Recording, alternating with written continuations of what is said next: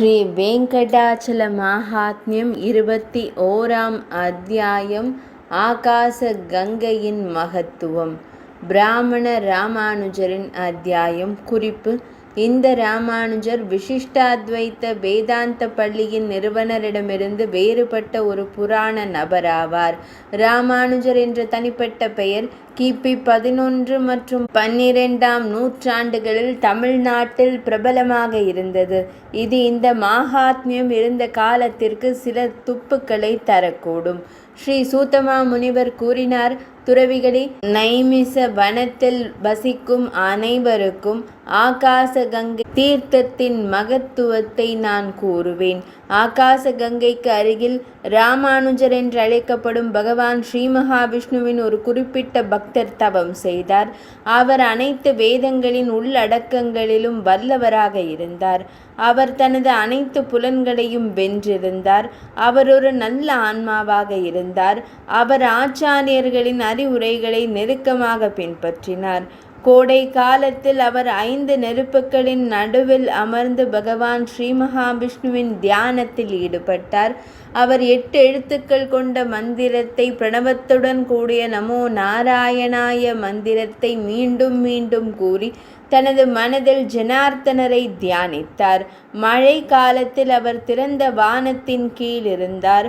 குளிர்காலத்தின் தொடக்கத்தில் அவர் தொடர்ந்து தண்ணீரில் இருந்தார். அவர் அனைத்து உயிரினங்களின் நலனையும் நினைத்தார். அவர் புலன்களின் மீது முழுமையான கட்டுப்பாட்டை கொண்டிருந்தார். அவர் ஒன்றுக்கொன்று எதிரான அனைத்து ஜோடிகளிலிருந்தும், அதாவது இன்பம் துன்பம் போன்றவை, அவற்றிலிருந்து விடுபட்டார். பல ஆண்டுகளாக அவர் பழைய மற்றும் அழுகும் இலைகளை மட்டுமே உட்கொண்டார். சிறிது காலம் அவர் தண்ணீரை மட்டுமே உணவாக எடுத்துக்கொண்டார். பல வருடங்களாக காற்று மட்டுமே அவரது உட்கொள்ளும் உணவு பொருளாக ஆனது. ராமானுஜரின் தவத்தால் மகிழ்ச்சியடைந்த இறைவனார் ஆகாச கங்கையின் கரையில் தன்னை வெளிப்படுத்தினார். தனது பக்தர்களிடம் அன்பாக இருந்த இறைவன் அவரது தவத்தால் மகிழ்ச்சி அடைந்தார். அவர் சங்கம், சக்கரம் மற்றும் கதாயுதம் ஆகியவற்றை ஏந்தியபடி அவர் முன் நேரடியாக தோன்றினார். அவரது விழிகள் முழுமையாக மலர்ந்த தாமரையின் இதழ்களைப் போல இருந்தன. அவரது பளபளப்பு 1 கோடி சூரியன்களின் பளபளப்பிற்கு சமமானதாக இருந்தது. அவர் கருடனின் மீது சவாரி செய்தார். குடை மற்றும் சௌரிகளால் அவர் அழகாக அலங்கரிக்கப்பட்டார். அவர் கழுத்தணி, கைப்பிடிகள், கிரீடம், வளையல்கள் போன்றவற்றால் அலங்கரிக்கப்பட்டார். அவர் விஸ்வக்சேனர், சுனந்தா மற்றும் பிற உதவியாளர்களால் சூழப்பட்டார். புல்லாங்குழல், வீணை, மிருதங்க மேகம் மற்றும் பிற வாத்தியங்களை வாசித்த நாரத மாமுனிவர் மற்றும் பிறர் அவரை புகழ்ந்து பாடல்களை பாடினர். அவர் தனது மஞ்சள் நிற ஆடைகளில் பிரகாசித்தார். அவரது மார்பு அன்னை லக்ஷ்மி தேவியை அற்புதமாக கொண்டிருந்தது. அவர் ஒரு மேகத்தின் நீல நிற பிரகாசத்தை கொண்டிருந்தார். அவரது இருபுறமும் சனகர் மற்றும் பிற மிக பெரிய யோகிகள் அவரை பார்த்து கொண்டனர். தனது மென்மையான புன்னகையால் அவர் 3 உலகங்களையும் கவர்ந்தார். அனைவரையும் மதித்து 10 திசைகளையும் தனது ஒளியால் பிரகாசிக்கச் செய்தார். இவ்வாறு நல்ல பக்தர்களுக்கு எளிதில் அணுகக்கூடிய கருணையின் களஞ்சியமான பகவான் வெங்கடேசர் அந்த மகாமுனிவர் ராமானுஜரின் முன் தோன்றினார். கருணையின் களஞ்சியமான ஸ்ரீனிவாசரை கண்டதும் மஞ்சள் நிற ஆடைகளை அணிந்திருந்த இறைவன் அப்போது அவர் முன் தோன்றினார். அந்த மகா முனிவர் மிகுந்த மகிழ்ச்சி அடைந்தார். மிகுந்த பக்தியுடன் அவர் பிரபஞ்சத்தின் இறைவனை புகழ்ந்தார். பிராமண ராமானுஜரால் இயற்றப்பட்ட இறைவனுக்கான பாடல்.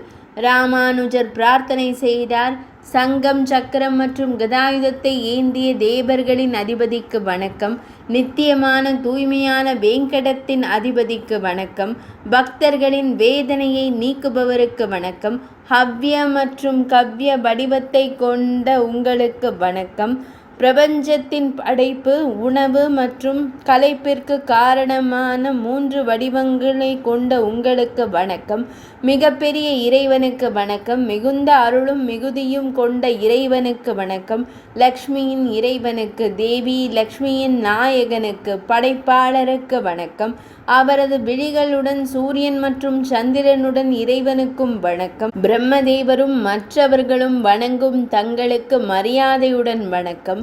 பெயர், சாதி போன்ற வேறுபாடுகள் எதுவும் இல்லாத, அனைத்து குறைபாடுகளும் இல்லாத, முழு பிரபஞ்சத்தின் பயங்களையும் போக்கக்கூடிய தைத்தியர்களை அளிப்பவருக்கு வணக்கம். உபனிஷதங்கள் மூலம் மட்டுமே அறியக்கூடிய இறைவனுக்கு வணக்கம். பகவான் ஸ்ரீ ராமபிரான் இறைவனுக்கு வணக்கம். பிருஷாத்ரியில் வசிப்பவருக்கு, பிரம்மதேவரின் தந்தைக்கு வணக்கம். அனைத்து மக்களின் வேதனையையும் போக்குபவருக்கு வணக்கம். அளவிட முடியாத வீரம் கொண்ட நாராயணருக்கு வணக்கம். சார்ங்க வில்லை ஏந்திய தங்களுக்கு வணக்கம். வேங்கடாத்ரியில் வசிப்பவரான தங்களுக்கு மீண்டும் மீண்டும் வணக்கம்.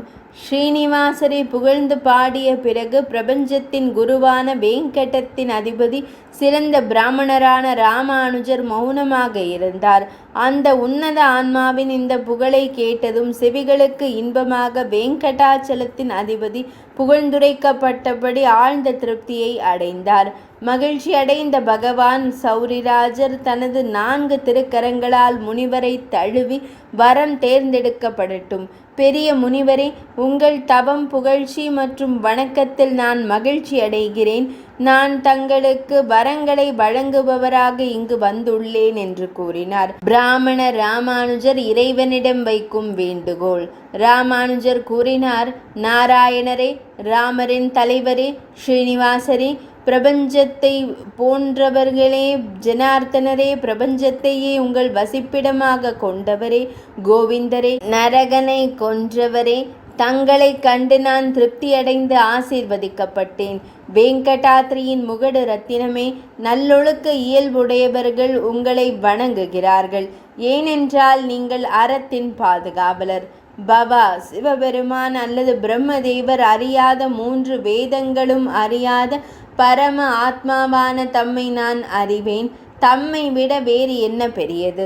யோகிகள் காணாத மத சடங்குகளை செய்வதில் மட்டுமே அர்ப்பணிப்புடன் இருப்பவர்கள் காணாத பரம ஆத்மாவை நான் காண்கிறேன். பிரபஞ்சத்தின் தலைவரான நான் இதில் திருப்தி அடைந்து ஆசீர்வதிக்கப்பட்டேன்.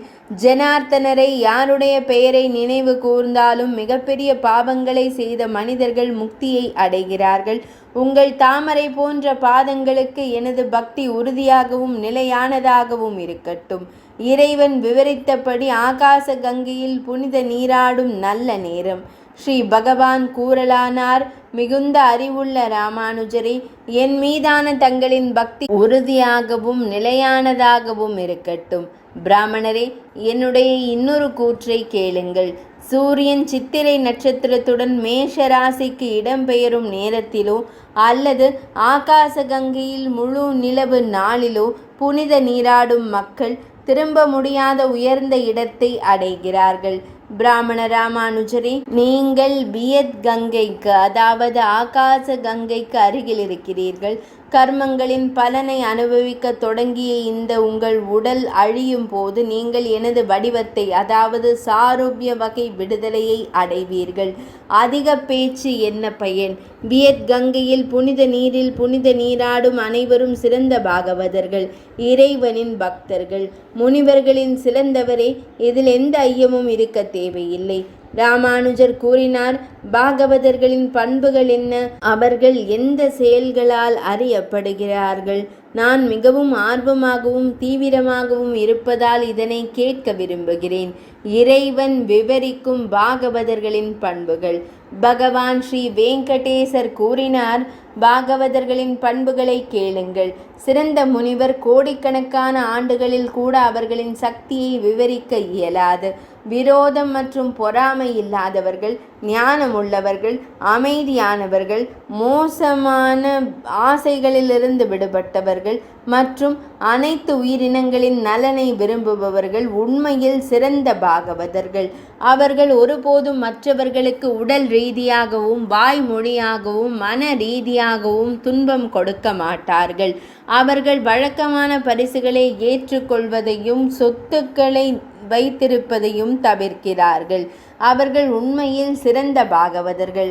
உண்மையில் சாத்வீக புத்தியை புனிதர்களின் கதைகளை கேட்பதில் மூழ்கடித்து என் தாமரை போன்ற திருப்பாதங்களில் அர்ப்பணிப்புடன் இருப்பவர்கள் சிறந்த பாகவதர்கள்.